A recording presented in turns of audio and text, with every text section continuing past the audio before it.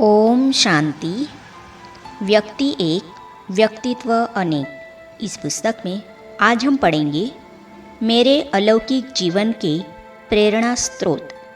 इस विषय पर ब्रह्मा कुमारी सुदेश दीदी जी, जो वर्तमान समय जर्मनी में ईश्वरीय सेवा के निमित्त निर्देशिका है, भ्राता जगदीश जी के साथ के अपने संस्मरण इस प्रकार प्रकट कर रही है। तो चलिए आज हम इसे पढ़ते हैं। जगदीश भाई के नज़दीक रहने का हमारा बहुत सौभाग्य रहा। उनके साथ दिल्ली में रहते हमें बहुत अच्छे अनुभव और बहुत सारी प्रेरणाएं मिली। तब मैं नई ज्ञान में आई थी और मुझे कमला नगर सेवा केंद्र पर रहने का सौभाग्य मिला था। वहाँ गुलजार दादी जी भी थी। हमने देखा कि जगदीश भाई में बड़ी बहनों के लिए नेचुरल अर्थात स्वाभाविक रूप से बहुत स्नेह और सम्मान था। वे समझते थे कि ये बहनें बाबा द्वारा इस यज्ञ में विशेष रूप से पली हुई है, इनकी धारणा बहुत श्रेष्ठ है। इसी रिस्पेक्ट से उनको देखती थी। इस अलौकिक जीवन में जगदीश भाई मेरे प्रेरणा स्रोत है। सचमुच ज्ञान और योग का, रमणीकता का और साथ साथ स्पिरिचुअल अथॉरिटी का, गंभीरता का, सादगी और शालीनता का, त्याग, तपस्या और सेवा का, इन सभी का सुंदर बैलेंस भ्राता जगदीश जी में था। उनमें जितनी ज्ञान की गहराई थी उतनी सेवा की उछल भी बहुत थी। सन 1957 की बात है। कमला नगर सेंटर पर गुलजार दादी, बड़ी दीदी, जगदीश भाई, मैं और भंडारे में सेवा करने के लिए एक माता रहती थी। यह मेरी शुरुआत के दिन थी। मेरी ट्रेनिंग का समय था। मैंने देखा कि जगदीश भाई में ज्ञान की चर्चा करना छोड़कर कुछ और होता ही नहीं था। इधर उधर की बातें करना, सुनना उनको बिल्कुल पसंद नहीं था। वो ट्रेनिंग का समय होने के कारण मेरा तो हमेशा सीखने का ही लक्ष्य रहता था। छोटी छोटी बहनों पर ध्यान, उनका छोटी छोटी बहनों पर बहुत ध्यान रहता था कि उनमें कैसे उमंग उत्साह भरकर आगे बढ़ाए। मुझे भी बहुत उनसे सीखने की, पूछने की, सुनने की रुचि थी। बाबा की शिक्षाओं को कैसे लोगों तक पहुंचाए, जगदीश भाई का यह बहुत ध्यान रहता था। और कोई साधन नहीं है, कम से कम लेखन द्वारा तो हम जन जन तक ईश्वरीय सेवा पहुंचाए, यह उनका लक्ष्य रहता था। एक दिन वे रुक्मिणी दादी और गुलजार दादी के साथ बैठकर पवित्रता सप्ताह मनाने के लिए प्लान बना रहे थे। जगदीश भाई उनको प्रेरणा दे रहे थे कि पवित्रता के बारे में एक एक पॉइंट कैसे समझाना है, कैसे उसकी गहराई में जाना है, आज के समाज को किस तरह की बातें बतानी हैं, यह सब सुना रहे थे। उन दिनों हर काम अपने हाथों से ही करना होता था। मैं पहले झाड़ू लगाकर पोछी करना रख देती थी, ताकि जब ये लोग रूह रिहान करें तब मैं पोछी भी लगाऊंगी और ज्ञान की चर्चा भी सुनूंगी। इतनी हिम्मत मेरे में नहीं थी कि इनके साथ जाकर बैठूं। दिल होती थी कि इनकी चर्चा सुनूं ज़रूर।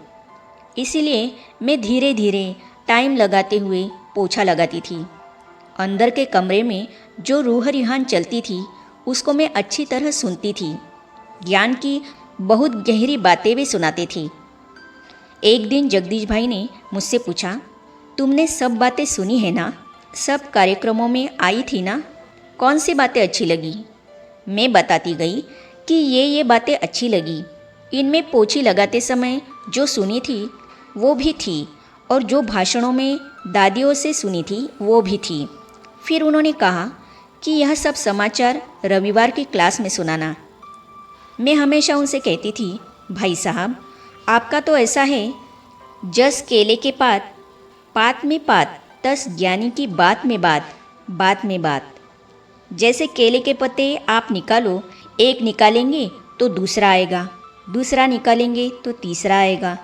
पत्ते के अंदर पत्ता, पत्ते के अंदर पत्ता निकलता रहता है। ऐसी ही भाई साहब की बातें होती थी। एक बात को छेड़ो, उस बात के पीछे अनेक बातें, उनके पीछे और अनेक बातें निकलती थी।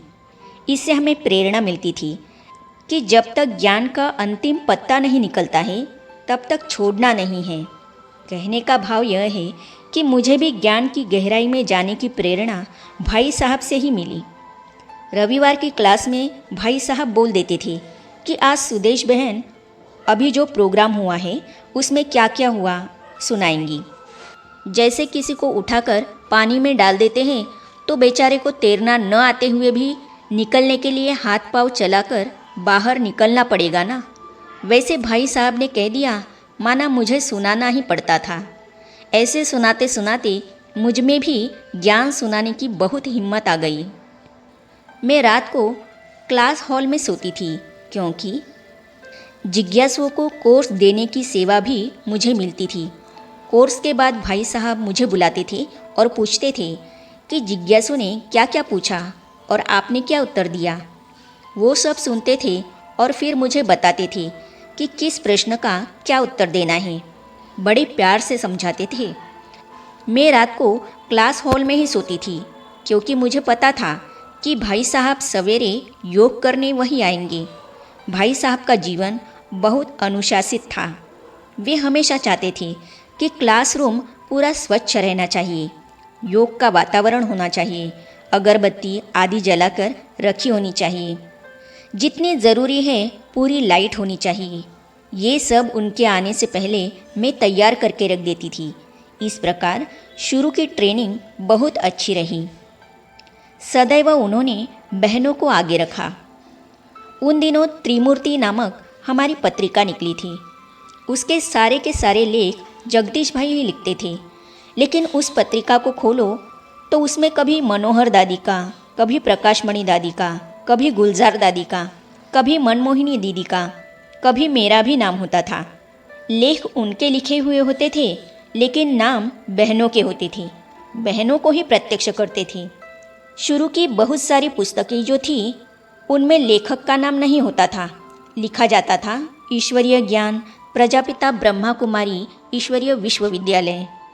सब कुछ करते हुए भी जगदीश भाई ने अपने आप को बहुत गुप्त रखा।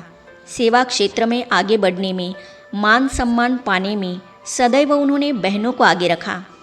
जितने ज्ञान में तीक्ष्ण, विशाल बुद्धि, परखने में तीव्र, बुद्धिमान थे, उतने ही भावना में भी परिपूर्ण थे।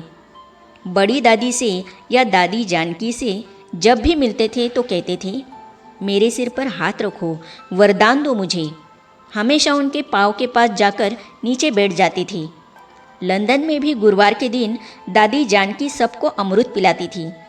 अमृत देते समय दादी कहती थी इधर बैठो, लेकिन नहीं, नीचे बैठकर ही अमृत लेते थे। कहते थे मेरे सिर पर हाथ रखो, मुझे वरदान दो। दादी का हाथ लेकर अपने सिर पर रख लेते थे। बहनों को उन्होंने ऐसा मान लिया, आगे रखा जैसे साकार बाबा ने किया। बहनों को, माताओं को आगे बढ़ाने में उन्होंने ब्रह्मा बाप को 100% फॉलो किया। आगे अपने अनुभव में ब्रह्मा कुमारी सुदेश दीदी जी कहती है, वे कहते थे यह फिलॉसॉफी है। तो इन अनुभवों को हम पढ़ेंगे अगली कड़ी में।